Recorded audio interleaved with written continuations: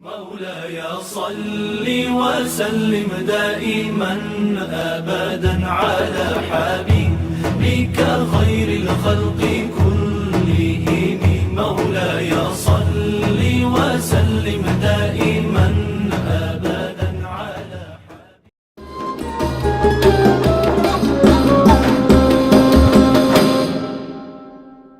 Assalamualaikum warahmatullahi wabarakatuh.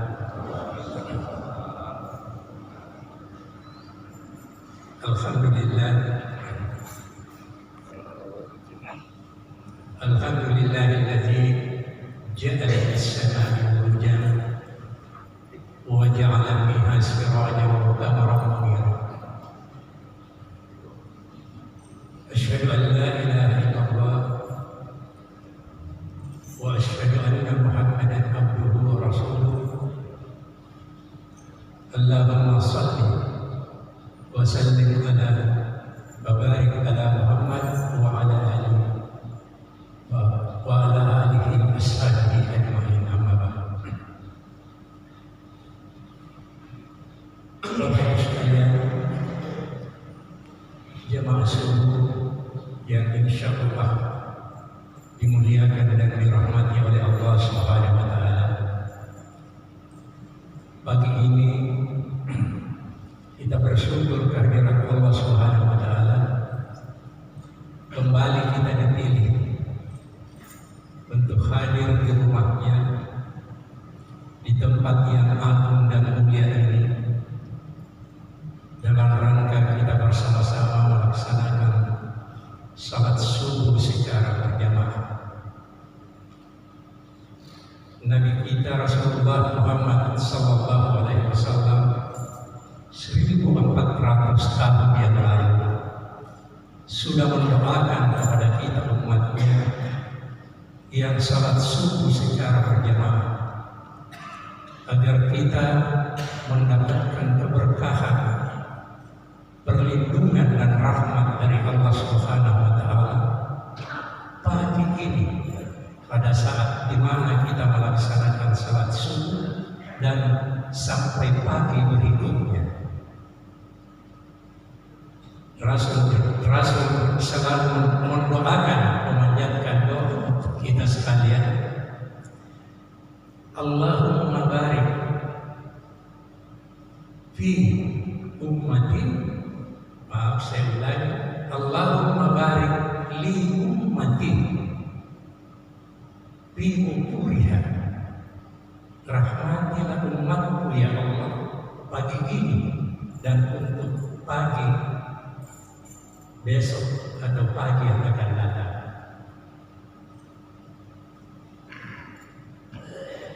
Maka kita selalu untuk berusaha mengagungkan Nabi kita Rasulullah Muhammad sallallahu alaihi wasallam dengan selalu mengucapkan salawat, Allahumma shalli ala Muhammad wa ala ali Muhammad. Bapak sekalian, Bapak Ibu sekalian yang mulia, pagi ini sedianya materi kita akan diisi oleh Profesor Dr. Insinyur Haji Mir-Alam Lutfi, MSc.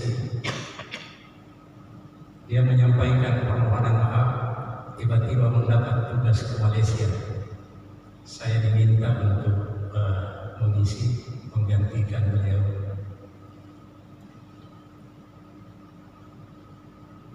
Rasanya bulan Ramadan 1445 Hijriah baru saja berlalu. Beberapa hari lagi, sekitar 5 hari yang akan datang, kita akan memasuki bulan Ramadan 1446 Hijriah. Begitu cepat waktu berlalu, tidak terasa setahun sudah lewat. Saya biasa mengumpamakan kita ini adalah orang-orang yang naik kereta, berjalan dengan cepat sekali ke masa depan. Siapapun yang lalai di dalam mengisi hari-harinya dengan amal-amal saleh, perbuatan-perbuatan yang baik, maka dia akan ketinggalan momen hidupnya. Dan tanpa terasa, tiba-tiba dia sudah sampai di terminal terakhir, di mana dia akan mengakhiri perjalanan. Seperti itulah kita dalam menjalani kehidupan ini.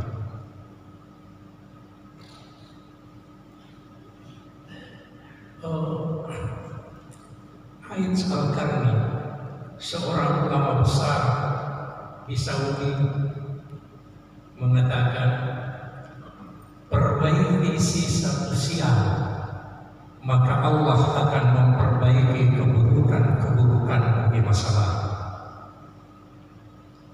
Itu juga yang menjadi topik bahasan kita pada pagi hari ini.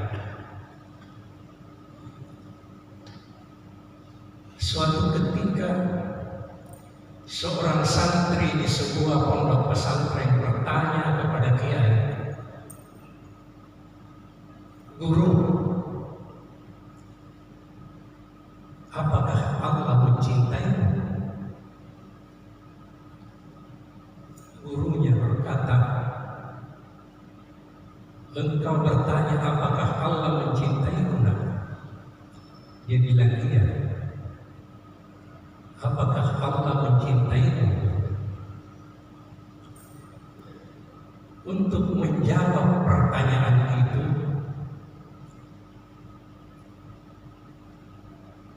kata gurunya, "Saya akan menemukan jawabannya setelah saya membuka Al-Quran."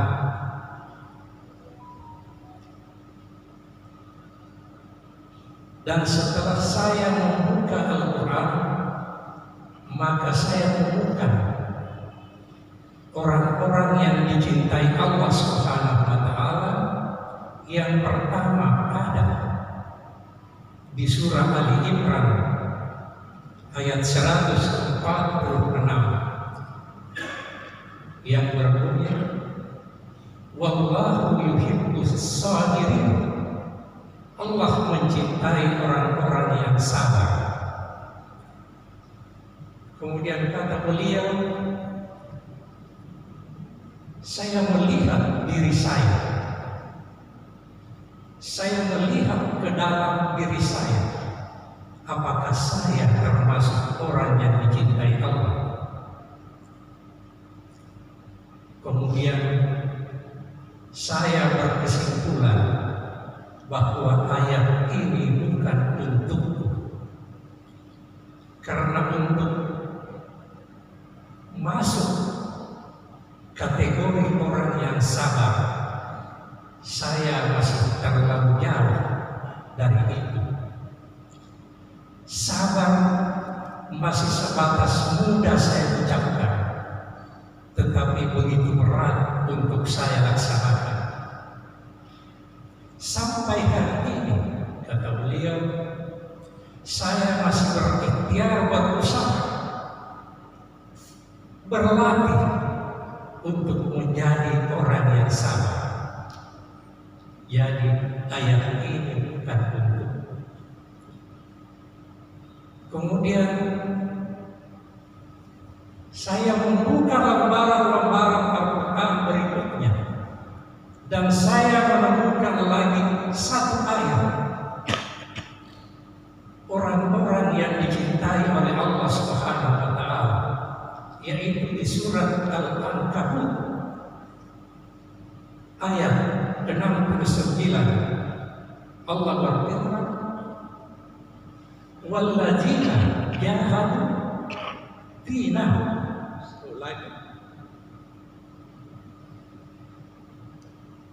"Walladzina jahadu fina lanahdiyannahum subulana." Wa innallaha lama'al muhsinin.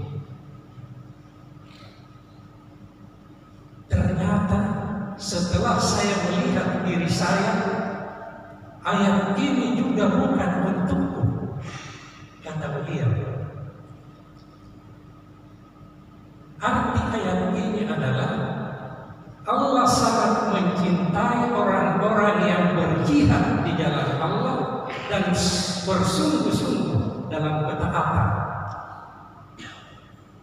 Ayat ini juga bukan untukku, karena berjihad dengan sungguh-sungguh dalam ketaatan masih berat bagi saya. Untuk berjuang saja melawan hawa nafsu saya itu masih teramat sulit, apalagi berjihad di jalan Allah dengan sungguh-sungguh. Saya buka lagi lembaran-lembaran Al-Quran berikutnya. Kemudian saya temukan di surah Al-Baqarah ayat 195. Allah berfirman, innallaha yuhibbul muhsinin. Allah sangat mencintai orang-orang yang muhsin, yang selalu menebar kebaikan dengan tulus dan ikhlas kepada sesamanya. Ternyata ayat ini juga bukan untuk. Jangankan saya akan tulus dan ikhlas menebar kebajikan kepada sesama, untuk sekedar mengucapkan alhamdulillah saja pada saat setiap hari saya menemukan kenikmatan yang Allah berikan kepada itu masih terlalu berat. Malah saya lalai dan selalu lupa. Bapak sekalian, ayat ini juga bukan bentuk. Tetapi saya tidak ingin berhenti. Saya tetap membuka lembaran-lembaran Al-Quran lainnya. Akhirnya saya temukan di surah Al-Baqarah ayat 222 Allah berfirman, innallaha yuhibbut tawwabina wa yuhibbul mutatahhirin. Sesungguhnya Allah mencintai orang-orang yang bertobat, yang selalu merasakan dirinya penuh dosa, penuh hilaf dan salah, dan selalu ingin membersihkan diri, ingin mensucikan dirinya. Kemudian saya merenung, mungkin ini ayat untukku dan untuk orang-orang yang seperti diriku, yang selalu merasa bergelimang dosa, berbuat salah dan hilaf, dan selalu ingin untuk bertobat kepada Allah Subhanahu wa Ta'ala. Bapak sekalian yang saya hormati, innallaha yuhibbut tawwabina wa yuhibbul mutatahhirin. Sesungguhnya Allah mencintai hamba-hambanya yang bertobat dan selalu untuk membersihkan diri. Para ulama mengambil hikmah dari ayat ini dengan mengatakan bahwa sesungguhnya Allah itu lebih mencintai orang-orang yang banyak dosa, seorang pendosa yang bertobat memohon ampun dengan sungguh-sungguh kepadanya, dibanding dengan orang-orang yang merasa dirinya saleh tetapi dia juga merasa dirinya paling suci dan tidak pernah merasa bersalah. Jadi Allah itu, kata para ulama guru-guru kita, lebih mencintai orang yang suka tadinya bermaksiat kemudian dia bertobat dengan sungguh-sungguh dibanding dengan orang yang saleh tetapi merasa dirinya paling bersih, paling suci dan tidak punya dosa. Fala tuzakki anfusakum huwa a'lamu biman ittaqa, kata Allah. Jangan pernah ada di antara kalian yang merasa dirinya paling bersih, paling suci. Saya yang tahu siapa engkau dan apa isi hatimu, kata Allah. Bapak sekalian yang saya hormati, Rasulullah sendiri mengakui dalam salah satu hadisnya mengatakan, kullu bani adam khata'u wa huwa khairul khata'ina tawwabuna. Semua anak cucu Adam itu berdosa, dan sebaik-baik pendosa adalah yang memohon ampun, bertobat kepada Allah Subhanahu wa Ta'ala. Allah sendiri yang mengajarkan kita doa kakek kita Adam alaihissalam ketika dia diturunkan ke bumi karena dia melakukan kesalahan.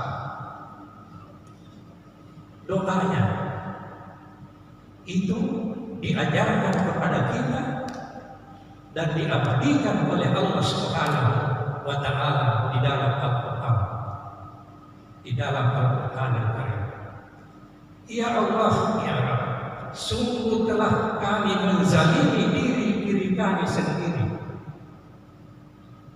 maka ampunilah kami, dan jika Engkau tidak mengampuni kami, maka kami termasuk orang-orang yang merugi. Rabbana zalamna anfusana wa illam taghfir lana wa tarhamna lanakunanna minal khasirin. Ada riwayat mengatakan 300 tahun lamanya Adam bertobat memohon ampun dengan doa ini kepada Allah, baru dia mendapatkan ampunan. Bapak Ibu sekalian yang mulia, itu sebabnya Allah menyampaikan di dalam Al-Quran, jangan pernah berputus asa dengan rahmat dan kasih sayang, kata Allah. Jangan pernah berputus asa dari rahmat dan kasih sayang Allah Subhanahu wa Ta'ala. Karena tidak ada orang baik yang tidak punya masa lalu, dan tidak ada pula orang buruk yang tidak punya masa depan. Semua orang punya kesempatan yang sama di sisi Allah Subhanahu wa Ta'ala untuk memperbaiki diri menjadi lebih baik. La naqnatu min rahmatillah, innallaha yaghfiru dzunuba jami'an, innahu huwal ghafurur rahim. Jangan kalian berputus asa atas rahmatku, atas rahmat dan kasih sayang. Saya mengampuni dosa-dosa kalian kalau kau memohon ampun dengan tulus dan ikhlas sungguh-sungguh kepada. Berikan kesempatan kepada orang, kepada saudara-saudara kita sesama mukmin untuk memperbaiki diri menjadi lebih baik, setelah apapun masa lalunya dan seburuk apapun lingkungannya dahulu. Ada orang yang pernah membakar Al-Quran di hadapan Rasulullah, merobek-robek Al-Quran di hadapan Rasulullah, dan pernah hampir membunuh Rasulullah Muhammad sallallahu alaihi wasallam. Tapi sekarang di mana dia berada? Bapak Ibu yang sudah pernah umrah dan berhaji, kemudian ziarah di Masjid Nabawi, di kuburan Rasulullah Muhammad sallallahu alaihi wasallam, disaksikan bahwa di samping kuburan Rasulullah diapit oleh dua sahabatnya. Yang pertama Umar, Yang pertama Sayyidina Abu Bakar As-Siddiq dan yang kedua Umar bin Khattab. Siapa yang tidak kenal Umar bin Khattab yang pernah hampir membunuh Rasul? Tapi justru sekarang malah dia dikatakan oleh para ulama salah seorang yang dijamin Allah untuk masuk surga. Kata para ulama, hampir semua perbuatan dosa pernah dilakukan oleh Umar bin Khattab. Ketika dia belum mengucapkan 2 kalimat syahadat, dalam sebuah riwayat dikatakan dia bukan salat 5 waktu sehari semalam, tapi dia mabuk 5 kali dalam sehari semalam. Suatu ketika dalam perjalanan ke sana, setelah dia menjadi khalifah, kaget para sahabat karena tiba-tiba dia ketawa sendiri. Tidak ada sesuatu, tidak ada yang lucu. Umar bin Khattab tiba-tiba tertawa. Sahabat mengatakan, ini malasan nikahnya. Kenapa tiba-tiba dia ketawa sendiri? Seorang sahabat memberanikan diri bertanya, wahai khalifah, mengapa engkau tertawa sendiri? Apa yang terjadi? Khalifah Umar menjawab, dulu ketika saya belum berislam, di suatu perjalanan yang agak lama, saya membuat Tuhan dari roti. Jadi saya katanya membuat patung yang terbuat dari roti. Itu sesembahan yang saya anggap sebagai Tuhan. Karena dalam perjalanan saya harus sembah terus Tuhan saya. Jadi saya bawa itu Tuhan saya dalam perjalanan menuju ke Syam, Palestina sekarang dan sekitarnya. Bapak sekalian, itu kurang lebih perjalanan paling tidak 1 bulan, malah sampai 2 bulan baru kita tiba dari Mekah. Itulah Tuhannya yang dia sembah. Suatu ketika dalam perjalanan habis saya punya bekal, lapar saya makan saya punya Tuhan. Jadi patung yang saya buat yang terbuat dari roti itu yang saya makan. Itu saya ingat sampai saya ketawa sendiri. Ini riwayat yang tidak dibantah oleh para ahli sejarah. Tetapi ada lagi satu riwayat yang berdampingan dengan riwayat tadi yang mengatakan Umar bin Khattab pernah membunuh anak perempuannya karena dianggap tidak bisa diajak berperang dan tidak berguna. Itu dibantah. Riwayat itu dibantah oleh para ahli sejarah karena kalau anak perempuannya dibunuh berarti tidak ada Hafsah. Sementara Hafsah salah seorang anak perempuannya yang menjanda karena suaminya gugur di dalam pertempuran itu dinikahi oleh Rasulullah Sallallahu Alaihi Wasallam sebagai istri yang keempat setelah Fatimah. Dia menjanda karena suaminya gugur di dalam di medan perang. Bapak sekalian, Bapak Ibu yang saya hormati, di dalam satu hadis qudsi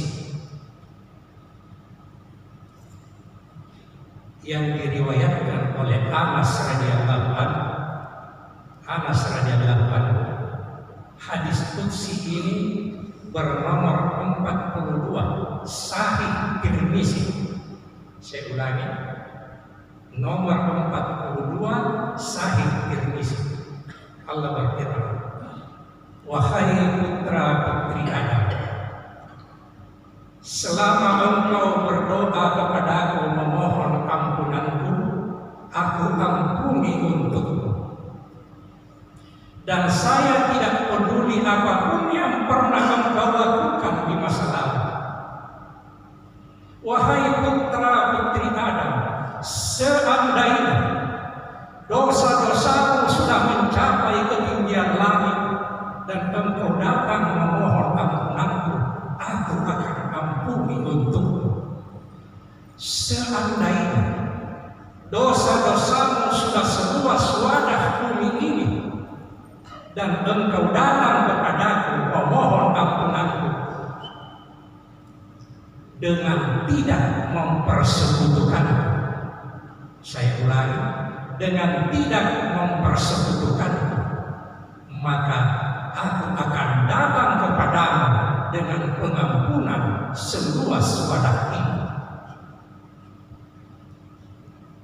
Bapak Ibu sekalian yang saya hormati, apa makna yang bisa ditarik dari hadis qudsi ini? Yang pertama, Allah akan mengampuni semua dosa-dosa hambanya kalau dia tulus memohon ampun dengan sungguh-sungguh ikhlas memohon ampun kepada Allah Subhanahu wa taala dengan satu permintaan dari Allah, satu persyaratan, jangan pernah mensekutukan saya. Itu yang selalu digarisbawahi oleh para ulama. Kalau dosa-dosa kita mau diampuni dan doa-doa kita mau diijabah, persyaratan utama adalah jangan pernah mempersekutukan. Jangan pernah bersandar, bermohon, berharap kepada makhluk atau kepada sesama manusia kecuali kepada Allah. Ketika kita bersandar kepada makhluk, kepada selain Allah, maka Allah mengancam, innahu may yusyrik billahi faqad harramallahu alaihi jannah. Saya mengharamkan hamba-Ku yang mensekutukanku untuk masuk ke dalam surga. Saya mengharamkan surga baginya. Itu kata Allah Subhanahu wa taala. Yang kedua, Bapak Ibu sekalian yang saya hormati, apa makna dari hadis qudsi ini? Allah itu mengampuni, memaafkan 1000 dosa hambanya dengan satu pertobatan, dengan satu kebaikan. Tapi mengapa kita hambanya kadang-kadang melupakan 1000 kebaikan sahabat-sahabat kita, teman-teman kita, saudara mukmin kita, hanya dengan satu kesalahan? Padahal Allah mengatakan, fa iza sawaituhu wa nafakhtu fihi min ruhi faqawlahu sajidin. Ada sifat-sifat Allah yang ada di dalam dirimu. Setelah kusempurnakan kejadianmu, saya tiupkan sebahagian rohku ke dalam dirimu, dan saya perintahkan semua malaikat untuk bersujud kepadamu. Ada sifat-sifat Allah di dalam diri kita. Kenapa kita begitu berat untuk memaafkan saudara-saudara kita? Tidak ada kegelapan itu, Bapak sekalian, tidak bisa dikalahkan oleh kegelapan. Kegelapan itu hanya dapat dikalahkan oleh cahaya. Dendam dan kebencian itu tidak akan pernah dapat dikalahkan oleh kebencian. Kebencian hanya dapat dikalahkan oleh cinta, kasih sayang dalam bingkai sesama umat yang beriman. Fa'aslihu baina ahawaikum. Sesungguhnya kalian itu bersaudara. Bapak sekalian yang saya hormati, lalu apa yang kita harus lakukan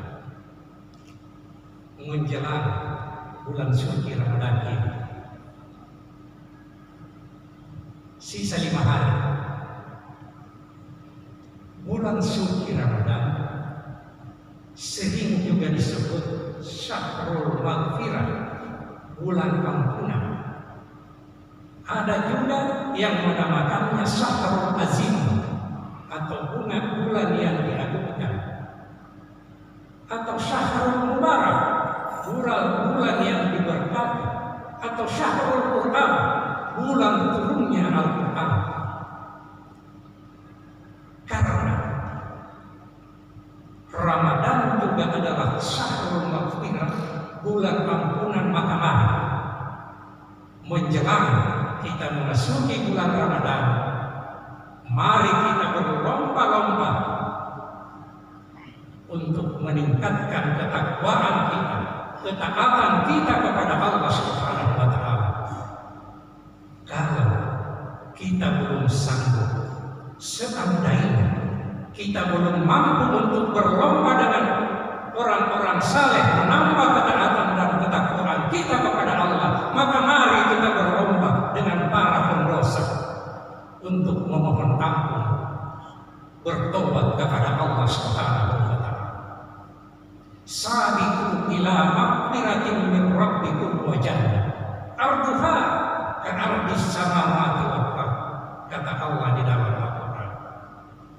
Berlomba-lombalah kalian untuk mendapatkan ampunan dari Tuhan dan surga yang luasnya seluas langit dan bumi. Bapak Ibu sekalian, lalu bagaimana caranya? Kalau sampai kita pernah menduakan Allah, pernah kita minta-minta di kuburan, pernah kita minta-minta kepada para paranormal supaya kita mendapatkan pekerjaan yang baik, supaya kita dapatkan jodoh, supaya anak-anak kita sukses, berhasil. Itu sudah termasuk orang yang mensekutukan Allah. Bagaimana caranya? Tobat nasuha. Tobat nasuha. Dengan persyaratan yang pertama, ikhlas bertobat hanya semata-mata kepada Allah Subhanahu wa Ta'ala. Ikhlas semata-mata kepada Allah. Pertobatan kita, permohonan ampunan kita ditujukan kepada Allah, bukan karena pimpinan kita, bukan karena komandan kita, bukan karena ayah kita, ibu kita. Kita takut kepada mereka sampai kita berpura-pura bertobat, melaksanakan salat, pergi ke masjid untuk ikut berjamaah. Bukan itu, tapi semata-mata hanya kepada Allah. Ikhlas semata-mata hanya kepada Allah Subhanahu wa Ta'ala. Apa itu ikhlas? Al-Qusairi meriwayatkan dalam salah satu hadis qudsi, suatu ketika di sebuah majelis sahabat bertanya kepada Rasulullah, "Ya Rasulullah, apa itu ikhlas?" Rasulullah Muhammad SAW tidak menjawab. Dia tanya Jibril, apa itu ikhlas? Jibril pun tidak mampu memberikan jawaban. Ikhlas, Jibril bertanya kepada Allah Subhanahu wa Ta'ala, "Ya Allah, kekasihmu ditanya oleh sahabatnya apa itu ikhlas?" Allah mengatakan, "Katakan kepadanya, ikhlas itu adalah satu rahasia dari rahasiaku yang saya tanamkan ke dalam diri hamba-hambaku yang aku cintai." Jadi ikhlas itu cuma Allah yang tahu dengan kita. Jangan kita mengatakan, saya ikhlas ini memberikan kok, saya ikhlas ini bantu kok, saya ikhlas ini maafkan kok. Jangan kita bilang. Barangkali itu gara-gara tidak ikhlas ketika kita sudah bilang begitu. Biar Allah yang mengetahui apa, seperti apa isi hati kita. Cuma Allah yang tahu. Bapak sekalian yang saya muliakan, suatu ketika Nabi Musa dalam perjalanan singkat, suatu riwayat sakit perutnya, tidak bisa datang bersama sahabat-sahabatnya. Keringat dingin dia, menetes keringat di dahinya, menahan sakit. Sakit sekali perutnya. Dia langsung, ya Allah, saya ini menjalankan misi yang kau perintahkan untuk berdakwah. Kenapa tiba-tiba saya mendapatkan penyakit yang seperti ini? Allah mengatakan, Jibril turun, kasih tahu Nabi Musa, itu di sebelah kiri jalan 100 meter di depan ada pohon, ambil daunnya punya. Cepat, Jibril turun, wahai Musa, itu 100 meter di depan sebelah kiri, kau jalan ke sana, cepat, ambil daunnya, batunya. Dia dipapak, karena sudah tidak bisa tahan sakitnya, dia dipapak oleh para prajuritnya, oleh para pengawalnya, sahabatnya untuk pergi mengambil daun itu. Dia punya 1 lembar, dia punya sembuh. Alhamdulillah, terima kasih Allah. Dia jalan menjalankan misi dakwah. 6 bulan kemudian dalam perjalanan yang sama untuk berdakwah, datang lagi penyakit yang sama, sakit perut, tidak bisa dia tahan, malah lebih sakit dari yang pertama 6 bulan yang lalu. Apa yang terjadi? Dia langsung ingat itu pohon. Dia bilang, cepat kok. Dia bilang sama sahabatnya, bawa itu sana, ada pohon yang bisa mengobati sakit perut saya. Langsung dia pergi ke sana, dia ambil 1 lembar daun dia punya, tidak sembuh, 2 lembar tidak sembuh, 5 lembar tidak sembuh, 10 lembar tidak sembuh. Baru dia bilang, ya Allah, kenapa bisa terjadi begini? Obat yang sama yang Engkau berikan petunjuk kepada saya, itu hari 6 bulan yang lalu 1 lembar saya sudah sembuh. Kenapa ini 10 lembar sudah gembung saya punya perut lagi tidak sembuh-sembuh? Allah mengatakan, Jibril turun sampaikan kepada Musa, 6 bulan yang lalu waktu sakit perutmu siapa yang engkau ingat? Musa, 6 bulan yang lalu waktu perutmu sakit, siapa yang engkau ingat? Saya ingat Allah, wahai Jibril, agar dia memberikan petunjuk dan saya mendapatkan petunjuk lewat engkau. Saya memakan, saya mengunyah selembar daun itu. Tadi ini siapa yang kau ingat? Oh iya, saya langsung ingat daun. Saya lupa untuk mengingat Allah. Itulah ikhlas. Hanya kepada Allah kita berharap, Bapak sekalian. Kita kadang-kadang kalau sudah cocok lagi dengan dokter, dibilangnya, dokter, obat yang menyembuhkan saya, dokter yang menyembuhkan saya. Kita lupain, bilang ada penyembuh yang maha penyembuh. Itu yang kadang-kadang kita lupa. Bapak Ibu sekalian yang saya hormati, akhirnya sebelum kita tutup, saya ingin memberikan oleh-oleh untuk dibawa pulang, mudah dihafal sebelum kita berdoa. Mudah-mudahan doa kita dijaga oleh Allah Subhanahu wa Ta'ala dan kita dimasukkan orang yang bersih kembali sesuai fitrah kita dalam sebelum memasuki bulan suci Ramadan. Mudah-mudahan bisa dicamkan ini dan bisa dihafal. Segemuk-gemuknya ikan pasti ada tulangnya. Sekurus-kurusnya ikan pasti ada dagingnya. Sebaik-baik orang pasti ada buruknya. Seburuk-buruk orang pasti ada baiknya. Buang yang keruh, ambil yang jernih. Mencari kebaikan di dalam setiap keburukan orang, di dalam setiap keburukan sesama, itulah akhlak. Mencari keburukan diri sendiri di dalam setiap kebaikan yang kita tebarkan, itulah ikhlas.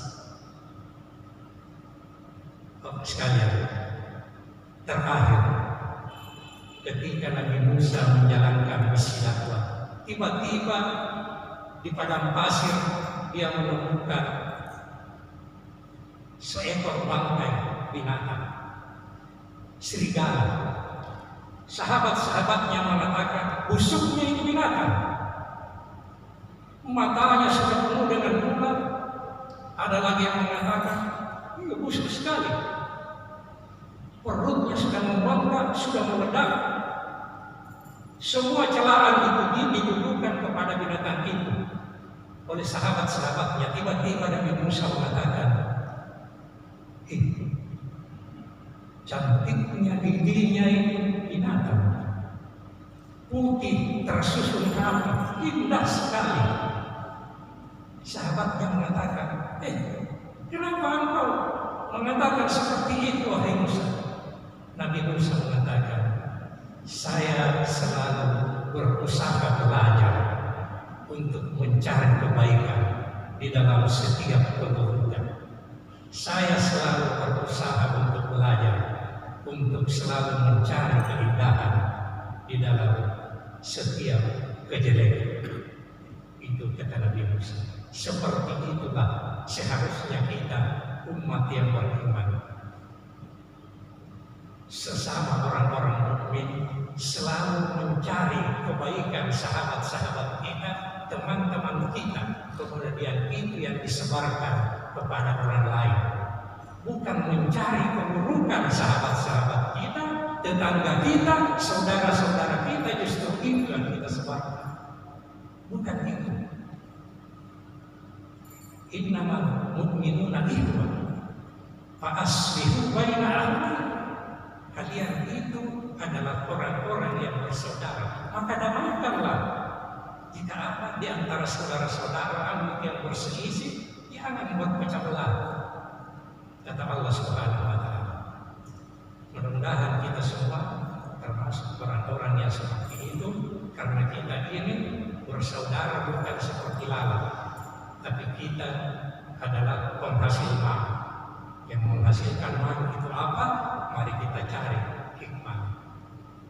Bapak sekalian yang saya hormati, mari kita tutup ceramah kita dengan sama-sama membaca doa. Allahumma ighfir lil muslimina wal muslimat wal mu'minina wal mu'minat al ahya'i minhum wal amwat bi rahmatika ya arhamar rahimin. Rabbana zalamna anfusana wa illam taghfir lana wa tarhamna lanakunanna minal khasirin. Rabbi auzi'ni an ashkura nikmataka allati an'amta alayya wa ala walidayya wa an a'mala salihan tardahu wa aslih li fi dzurriyyati inni tubtu ilaika wa inni minal muslimin. Allahumma innaka 'afuwun tuhibbul 'afwa fa'fu anni. Allahumma innaka 'afuwun tuhibbul 'afwa fa'fu anni. Ya Allah, ya Tuhan kami, di hadapan-Mu kami hamba-Mu yang lemah dan berdaya. Tapi beberapa hari ke depan kami akan memasuki bulan mulia, bulan ampunan darimu. Maka kami mohon kepadamu, ampuni semua dosa-dosa kami. Ya Allah, ya Tuhan kami, mudahkanlah diri kami untuk merasakan nikmatnya ibadah puasa yang akan datang, nikmatnya dalam melaksanakan salat, nikmat membaca ayat-ayat suci Al-Quranul Karim, nikmat merasakan dan menjalankan sunnah-sunnah Nabi, memburu amalan-amalan lain guna menutupi kesalahan dan kekurangan-kekurangan kami. Ya Allah, ya Tuhan, mohon hadirkan kepada kami dan semua jamaah Jamiul Islam yang hadir pada subuh hari ini, lembutkan hati kami untuk menerima nasihat-nasihat kebaikan. Ya Allah, ya Tuhan kami, bukakanlah pintu hati kami agar kami selalu dapat merasakan keagungan-Mu. Ya Allah, ya Muqallibal Qulub, karuniakan kepada kami hati yang bening, yang tidak pernah lupa kepadamu, hati yang tidak pernah kesepian karena selalu ingat dan selalu merasa bersama, hati yang selalu merasa tentram karena yakin akan jaminan-Mu, hati yang selalu merasa kaya karena yakin akan pemberian-Mu, hati yang selalu merasa aman karena yakin akan perlindungan-Mu. Ya Rabb, jadikanlah ujian dan cobaan yang Engkau berikan kepada kami menjadi indah karena kesabaran kami menerimanya dan membuat kami semua semakin gigih berjuang di jalan-Mu.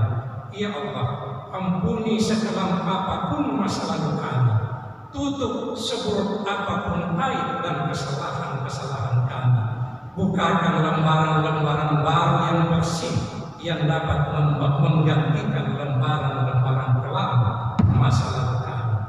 Ya Ilah Rabbi, berikanlah kasih-Mu, rahmat-Mu, cahaya-Mu dan perlindungan-Mu kepada kami yang hadir di tempat yang mulia ini dalam menjalankan ketaatan kepada-Mu. Bebaskan kami ya Rabb dari segala dosa. Kami sangat sulit menghadapi godaan dunia dan tipu daya syaitan. Berikanlah kami kesempatan bertobat sebelum Engkau mewafatkan kami. Ya Rabb, ringankan kami semua dalam menghadapi dahsyatnya goncangan sakaratul maut. Wafatkan kami semua dalam keadaan beriman, dalam keadaan Islam, dalam keadaan rindu berjumpa denganmu. Mudahkan lisan kami untuk mengucapkan kalimat tauhid la ilaha illallah di saat kami sampai di atas pembaringan kami yang terakhir. Ya Allah, ya Tuhan kami, Rabbana atina fid dunya hasanah wa fil akhirati hasanah wa qina adzabannar. Atas nama saya pribadi, selamat memasuki bulan suci Ramadan. Mohon maaf lahir dan batin. Salam